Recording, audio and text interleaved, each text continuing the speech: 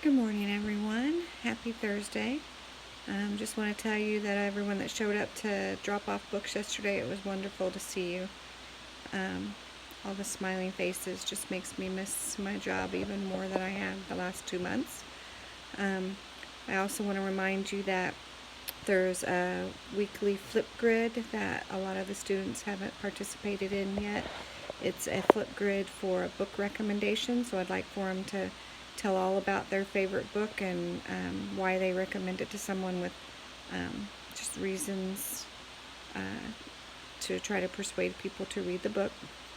And today's lesson plans for May 7th, Thursday, are for reading. We're continuing with poetry. And today's poem, you need to read the packet and try to pick out a poem that paints a picture.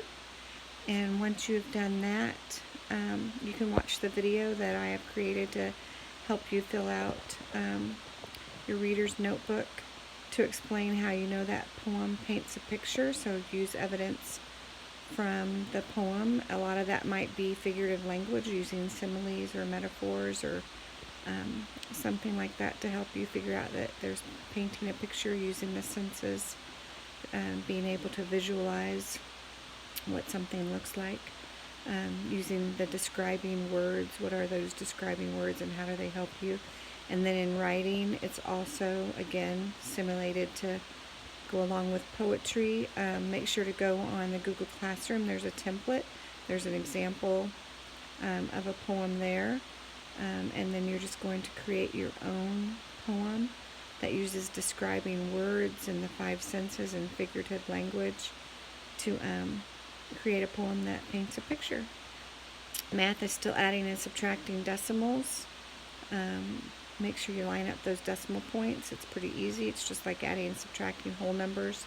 As long as you line up those decimal points, you'll always get everything in the right place value. There is a challenge there for conversions of measurements. For science is wave properties again. There's an article to read, and then there are some vocabulary words to write definitions for. Specials today for Thursday is music, and Mr.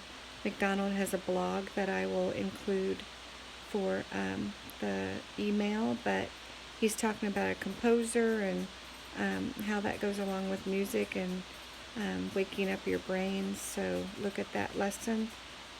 Work on your music today if you would like. And I hope you have a great day. Don't forget our Google Meet is at 2 o'clock today, Thursday. And we go in through our Google Classroom and click on the little camera that says Meet up at the top of the page. If that doesn't work for you, I can send you a link and hopefully you'll be able to get in that way. And I hope to see everybody at the Google Meet. This is one of our last ones, so it's going to be a good one. Miss Galvin's going to help us out today as be our helper and our guest. So I hope I see everybody then. Have a great day. Thanks. Let me know if you have any questions or concerns.